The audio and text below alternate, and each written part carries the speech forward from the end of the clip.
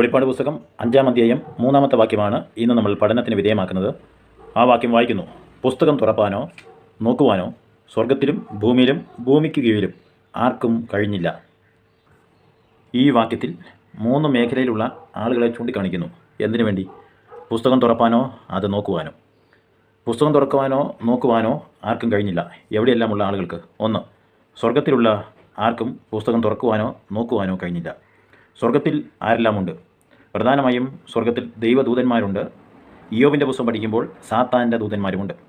ഇതുകൂടാതെ ഭൂമിയിൽ നിന്ന് അല്പം ഉയരത്തിൽ പറവകളുണ്ട്. ഈ സ്വർഗത്തിലുള്ള യാതൊന്നിനും പുസ്തകം തുറപ്പാനോ നോക്കുവാനോ കഴിഞ്ഞില്ല. 2, ഭൂമിയിലുള്ള ആർക്കും പുസ്തകം തുറക്കുവാനോ നോക്കുവാനോ കഴിഞ്ഞില്ല. ഭൂമിയിലുള്ളത് ആരെല്ലാം? കോടിക്കണക്കിന് ജനം. കുറച്ചുകൂടെ വ്യക്തമായി പറഞ്ഞാൽ രക്ഷിക്കപ്പെടാത്ത ജനമുണ്ട്. ഇതുകൂടാതെ നാൽക്കാലി, ഇഴജാതി, ഇങ്ങനെ അനവധി മൃഗങ്ങളുമുണ്ട്. ഭൂമിയിലുള്ള ഒരു മനുഷ്യർക്കും പുസ്തകം തുറക്കുവാനോ നോക്കുവാനോ കഴിഞ്ഞില്ല. 3-ാമതായി നമ്മൾ കാണുന്നത് ഭൂമിക്ക് കീഴിലുള്ളത്. ഭൂമിക്ക് കീഴിൽ ബന്ധനത്തിൽ കിടക്കുന്ന ദൂതന്മാരും രക്ഷിക്കപ്പെടാതെ മരിച്ചവരും ഉണ്ട്.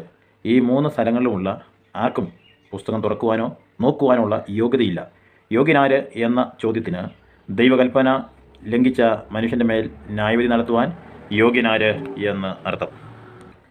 പുസ്തകം തുറപ്പാനും നോക്കുവാനും യോഗ്യനായിട്ട് ആരെയും കാണായികയാൽ ഏറ്റവും അധികം യോഹന്നാൻ കരഞ്ഞു എന്നാണ് അടുത്ത വാക്യത്തിൽ നമുക്ക് കാണുന്നത്. അതായത് വെളിപ്പാട് പുസ്തകം 5-ാം അധ്യായം 4-ാമത്തെ വാക്യം. ആ വാക്യം വിശാലമായി നാളെ നമുക്ക് പഠനത്തിന് വിധേയമാക്കാം. ദൈവം നമ്മെ സഹായിക്കട്ടെ. Thank you.